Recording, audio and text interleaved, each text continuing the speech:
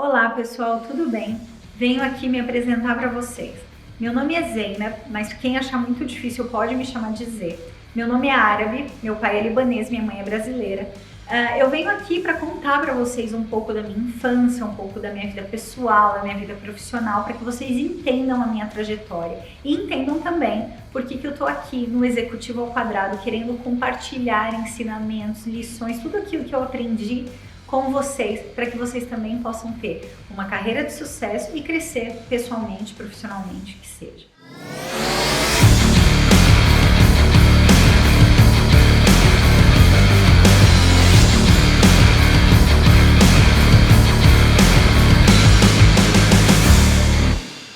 Bom, vamos lá. Eu tive uma infância feliz. Eu amava, ainda amo dançar, então desde pequena a dança para mim foi algo que sempre me inspirou, que me motivou a ir adiante. Eu comecei os meus estudos e aí foi aquela época de decidir a faculdade. Para decidir a faculdade, eu vou ser bem sincera, eu acho difícil quando um adolescente precisa decidir aquilo no que ele vai se formar para seguir o resto da vida. Então, uma dica já é, você toma a decisão da sua faculdade, mas depois você pode também se especializar em algo que vai te levar por caminhos diferentes, que foi o que aconteceu comigo. Então, eu fiz faculdade de farmácia. Eu tomei essa decisão mais baseada em, vamos dizer, naquilo que eu gostava de estudar. Então, eu gostava mais de estudar química, e aí, por isso, eu tomei a decisão de estudar farmácia. E a decisão da faculdade foi um pouco difícil, eu vou contar por quê. Eu estava fazendo cursinho, porque eu tinha certeza que eu queria estudar numa faculdade pública, porque eu tinha recursos limitados naquela época para poder pagar minha faculdade. Então, o que meu pai fez foi pagar o cursinho para mim. No meio do cursinho, eu pensando mais sobre isso, então acho que o cursinho também me ajudou um pouco a ter mais tempo para pensar no que eu queria fazer e como eu queria seguir o meu futuro. E aí no meio do cursinho veio aquela coisa eu quero trabalhar. Porque era muito moda na minha época essa coisa de fazer a faculdade pública, né? E no meu caso, o curso que eu escolhi, ele era um curso integral, então eu não ia conseguir trabalhar no primeiro momento, eu ia só estudar. Então, no meio do cursinho, eu comecei a pensar, não, eu preciso trabalhar, porque eu quero ganhar dinheiro, eu quero começar a ajudar em casa, eu quero fazer as minhas coisas. E aí, no meio do cursinho, teve uma discussão ali com meu pai, e ele falou pra mim assim, filha, se você quiser fazer uma faculdade particular, pode fazer, eu vou pagar pra você. E aí eu pensei, bom, eu paro o cursinho, já entro na faculdade, também começo a trabalhar, e aí eu mesma vou poder me sustentar e pagar por isso. Então meu pai me ajudou no começo, tá tudo certo. E foi isso que eu fiz. Eu falei, bom, vou parar o cursinho, vou prestar a faculdade particular. Então eu entrei numa faculdade particular e aí eu consigo também conciliar com o trabalho que eu quero fazer. Eu logo comecei a faculdade, meu pai começou me ajudando a pagar. Logo no primeiro ano, a gente teve uma discussão, teve uma briga. E aí ele fez assim, eu não pago mais sua faculdade. Aí eu, como? Nesse momento, eu estava trabalhando num telemarketing, né, atendendo o telefone. Eu ganhava, naquela época, R$400 por mês e a minha faculdade era R$800. Quando meu pai falou, eu vou parar de pagar, e parou mesmo de pagar minha faculdade, foi logo no primeiro ano, eu pensei, ou eu desisto, ou eu continuo.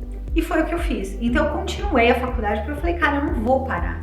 É o meu objetivo, eu defini isso para minha carreira, para o meu futuro e eu vou fazer. E eu me viro. Então eu morava com a minha mãe também não ganhava muito dinheiro, mas pelo menos ela conseguia sustentar a casa. O que eu queria era poder ajudar minha mãe logo, mas não foi naquele momento. O que eu fazia era, eu trabalhava a cada 2 meses de salário que eu ganhava, eu pagava um mês da faculdade. E assim foi até o 4º ano e último ano da faculdade, onde eu fui vivendo, fazendo acordos e pagando tudo atrasado, mas eu terminei. Depois de 1 ano de ter terminado a faculdade, eu terminei de pagar com acordos, mas eu terminei. Então assim, o primeiro recado que eu dou para vocês é, a gente dá um jeito. Mesmo trabalhando com telemarketing, e aí durante a faculdade eu tive as oportunidades de começar em estágios dentro da indústria farmacêutica, e foi aí onde eu comecei a ganhar um pouquinho mais, aí sobrava um pouquinho, eu pagava o acordo da faculdade, ajudava minha mãe em casa, então assim foi até o fim da faculdade. Bom, depois que eu terminei a faculdade de farmácia, eu fiz uma pós-graduação em marketing, voltado também para o mercado farmacêutico, e depois eu fiz um MBA. Então essa é um pouquinho a história da minha formação. Eu fiz um MBA na Fundação Getúlio Vargas.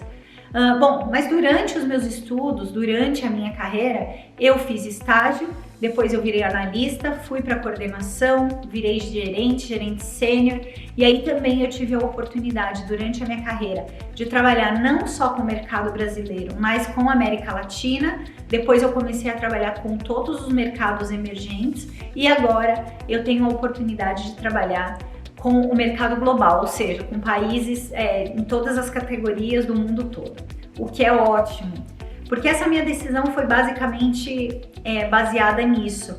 Eu tinha atingido um nível numa das empresas que eu estava, onde eu era gerente sênior, mas trabalhando para o mercado brasileiro, e aí eu tive a oportunidade de crescer dentro da posição de gerente, mas para trabalhar no mercado de América Latina, numa posição que a gente chama de regional. E aí eu fui. Então, dessa posição, eu comecei a trabalhar com todos os países de mercados emergentes. Então, esse movimento que eu fiz na minha carreira foi muito importante, porque foi daí que eu ganhei essa experiência internacional e que me trouxe para onde eu estou neste momento. Bom, dentro do meu trabalho, dentro dessas empresas por onde eu passei, eu desenvolvi muitos hard skills, mas também os soft skills. Eu acho que de tudo aquilo que eu aprendi, que me trouxe até onde eu estou hoje, o principal ponto e mais relacionado com soft skills é a liderança, é a coisa de lidar com pessoas. Eu amo trabalhar com pessoas, então assim, não me deixem trabalhando sozinha com coisas técnicas, porque não é o meu forte, não é algo que eu gosto, na verdade. Eu até acho que eu posso desenvolver os hard skills, porque isso é algo que eu sempre digo.